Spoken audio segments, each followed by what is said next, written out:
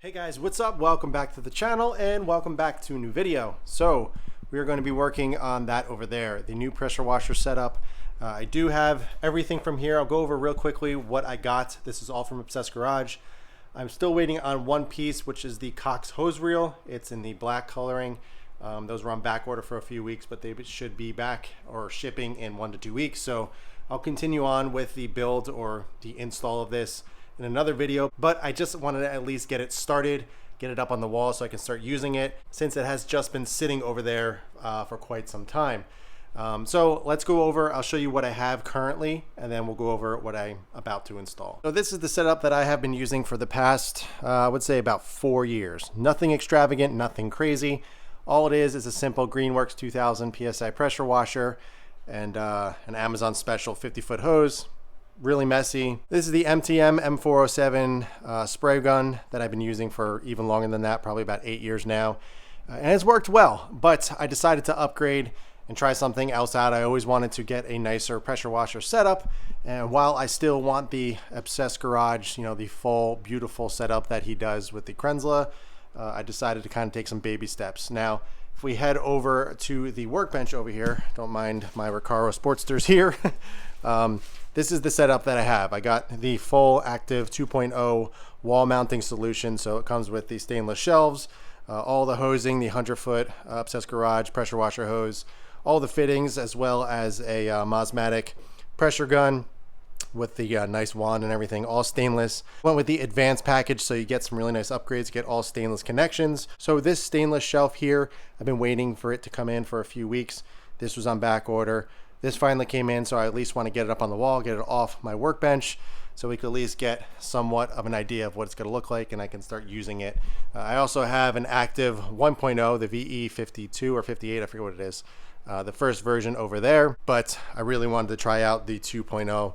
I've heard great things about it. So what I'm actually going to do is remove that from the wall over there. So I got some wood cut over there that I'm actually going to mount on the wall. So I have some good mounting points. I don't just have to use the studs over there because I want to make sure it's nice and even and looks somewhat decent. I do eventually plan on sheetrocking the rest of the garage. As you can see over here, which doesn't look great, but over there is sheetrocked, which is the walls that do touch the house. Since it's by code, they have to have that with insulation. And the rest of it is just touching the exterior of the house. So that's why we are not fully sheetrocked, but eventually I would like to do it. So I at least want to get the mounting points and all the wood behind the sheetrock all set up. So I have some nice anchoring for the pressure washer as well as the Cox hose reel. So I'm going to remove that, get those pieces of wood up in place and kind of where I want it. And then we can go ahead and mount the shelf up. So it's pretty simple. Obviously it's a very do-it-yourself type of setup, so you can get as crazy as you want. But so this setup that we're doing right now is something that's not going to be here forever. My wife and I do plan on doing a move in the future. At least we're thinking about it. So I do plan on doing a much nicer kind of setup, or at least nicer looking setup in the new garage once that time comes. But for now, I at least want to get it up on the wall, get some use with it, try it out, see if I like it. Then in the future, we can maybe upgrade to the Krenzla that I've always wanted to try and kind of have on the wall and everything, with the nice Prevost hose and all that, and really cool with the CR spotless and all that, which I've talked about many times before, but that is in the future. So let's go ahead, let's get started on getting the wall and kind of the blocks and everything set up over there so we can get started on the install.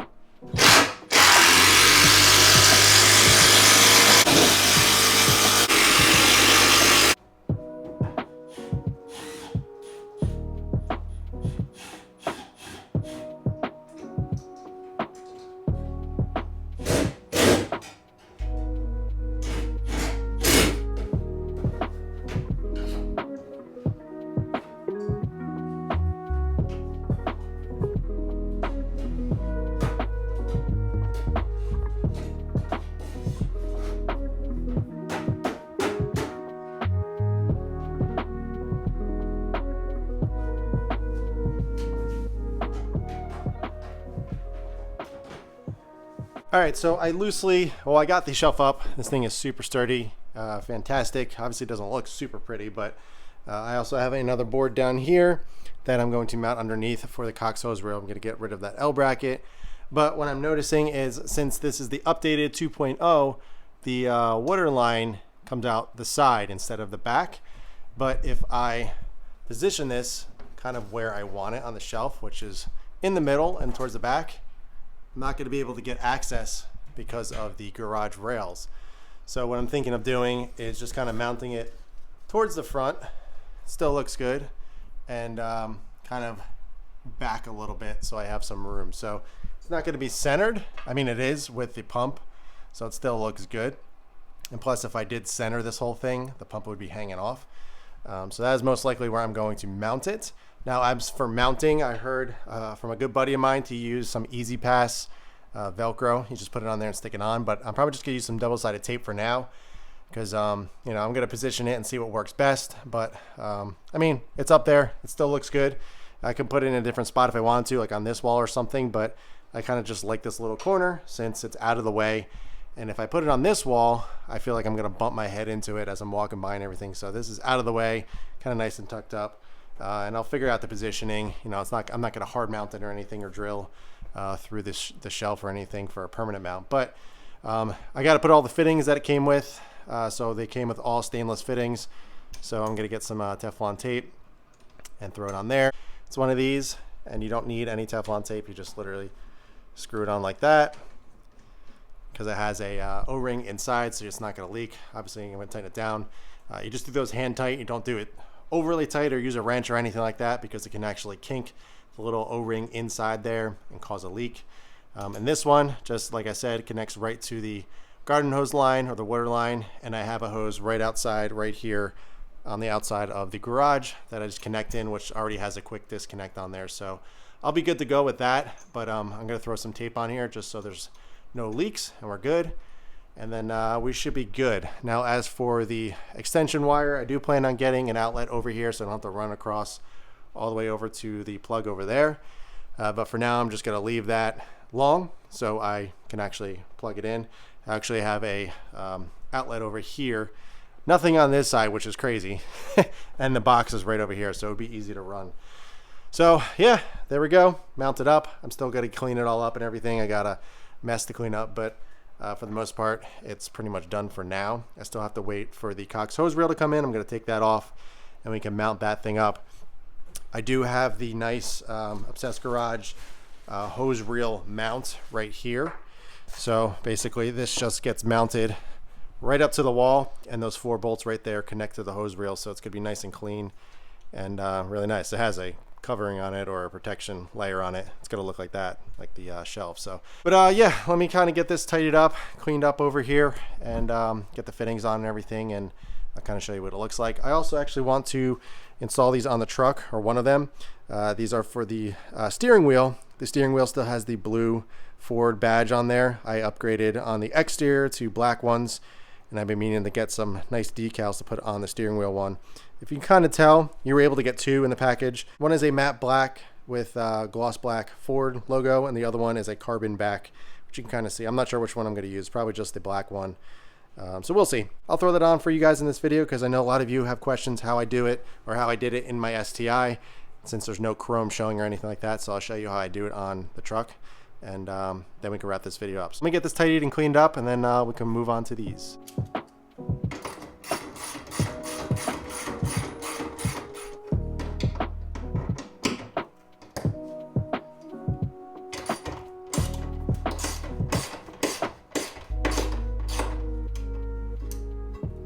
All right, so made a little progress. I decided to put the Cox hose reel mount up just so when it does come in, all I got to do is just screw it in the holes right there. Super simple.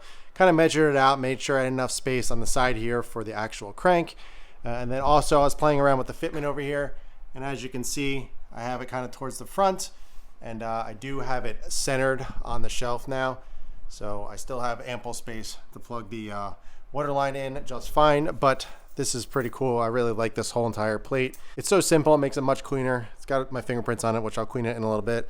But once the hose reel does come in, there's a bracket on the back of the hose reel that you're simply just going to screw all these little Allen screws in that it does come with. Tighten them down, and then the hose reel is on there nice and sturdy. So I'm just putting them on there now so I don't lose them, because like I said, it should be in, I think, either next week or the week after.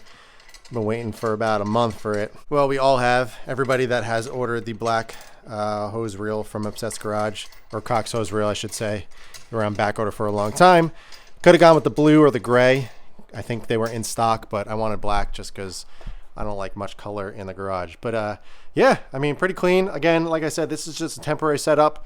Once I get it sheetrocked, if I ever get to that point, you know, the sheetrock is just going to go straight over all this block, and then I can just go right into the sheetrock or the drywall, right into these actual pieces of wood, so I don't have to worry about hitting studs and everything like that. So if you have an opportunity to do that before you sheetrock, highly recommend it. It's going to make it way easier. You're going to be able to center it properly. You don't have to search for a stud or anything like that. So I got ample space and surface area to drill straight into, so it's nice and sturdy. It's not going anywhere. This thing is on there so strong, it's pretty crazy. And I was kind of doubting myself, like, maybe I should get some bigger pieces of wood or something. So I don't know. I was thinking about dressing this wall up with something for the time being, just to make it look nicer. But the only thing that I can really think of was diamond plate. I absolutely hate diamond plate, but they have a black coating diamond plate I was going to put behind there to make it look somewhat presentable. But I was like, you know what? I'm not going to waste my time and get too crazy with it, because I know once I put it up, I'm just going to end up taking it back down and removing everything. So again, temporary setup. As you can see, I got the fittings in with the Teflon tape. This is on here nice and firm, just hand tight. You don't have to get any tools out or anything. This is just placed on the shelf right now. Like I said, I'm going to get some Easy Pass Velcro, since that works really well. I may just throw some double-sided tape on there now, just so it stays put and kind of in place. But yeah, I'm really happy with that. I was kind of sweating it a little bit, even though it seems pretty simple, but I'm just happy it turned out kind of the way that I wanted it. And it's nice and low, so I can turn the switch on. It's not super high like my old one where I had to reach up and turn the little switch on. This is a good height, so we are good to go. But yeah, I mean, that's going to wrap it up for the pressure washer install. I got some things to clean up down here, some tools and all that. But it's nice to see the workbench clearing up. The hoses and stuff, like I said, I got to wait for the hose reel to come in to wrap all that up. It's going to look really nice on the wall. I'm telling you, it doesn't look nice right now, but once the reel is in, you guys are going to understand where my vision is, and it's going to look much cleaner. I was going to get the Mosmatic gun holder wand thing that goes in the side there, but I didn't splurge for it, since this whole setup that I got was $1,700 and it was another $150 just for the holder. So I'm going to figure out a different method to hang that up for now, to keep it off the ground and keep it looking pretty. So all right, let me clean up, and then we can hop in the truck and get these decals, or the one decal on the steering wheel, so everything matches. Still waiting on the taillights for the truck. I got the new Morimoto Gen 2 ones coming in. I got the boost bar as well. They were supposed to be in January, but then it got pushed back to end of March, April. So I'm going to be running the stock taillights for a little while now. I was hoping it wasn't going to be that long, but hey, it happens. So all right, let me clean up, and then we'll jump in the truck. All right, guys, so we got this behemoth in the garage. I had to open up the garage, obviously, to get the truck in. So I let all my heat out, and it's pretty cold. But we're going to be using a heat gun to get this done, simply because you need to make sure it adheres well, and you don't want to do it in the cold. But this is what we're looking at. So as you can see, I still have the oval, the blue oval on the steering wheel. I upgraded to a Revasol steering wheel with carbon fiber trim. And as you can see, I'm not going to show the front, it's too dark, but on the rear, I have the same one on the front. I have blacked out Ford logos. This is an OEM logo painted like a satin black backing with a gloss black Ford logo. Looks really nice, and I wanted to match on the steering wheel to kind of tie everything in.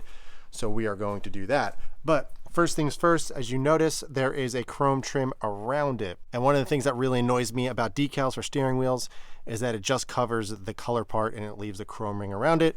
So what I do to combat that is I get a piece of gloss black vinyl, which I have over here. This is just some 3M. What I do is actually wrap the steering wheel badge first with this and cover all the edges, get a heat gun, form it around, tuck it all in the cracks and everything, and then I put the decal on. What that allows me to do is it actually gets rid of all the chrome trim around the steering wheel, and it just looks way better. And I did the same thing on my STI. So let's go ahead, let's clean up this badge, get all the smudges and oil and anything that may be on there off with some IPA, and then we can get to wrapping.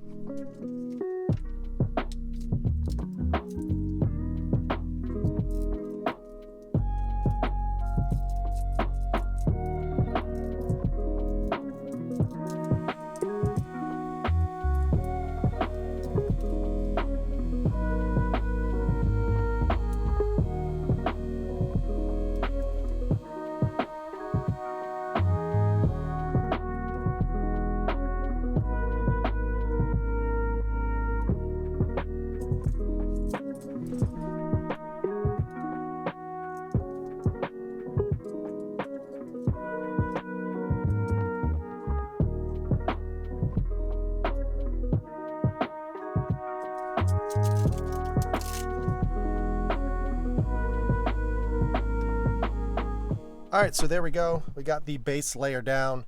Came out very, very nice. As you can see, there's no chrome edges around anywhere, and just looks way better by doing it this way. Really simple. That took me, what, couple minutes. So now I'm just going to center this one right over on here, and it's going to turn out really nice. I also have the carbon one, as I mentioned, but I'm just going to use the gloss and matte black one to match the exterior. So yeah, let's go ahead and get this on.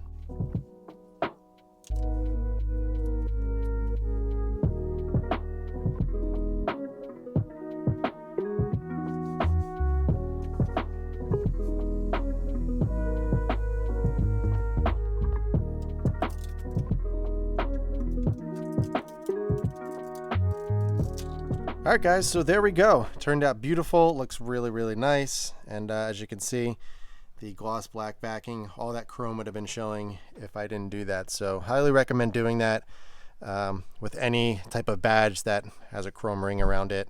Most likely the companies that do make these, they don't make them to wrap around. They just make them to go right over top.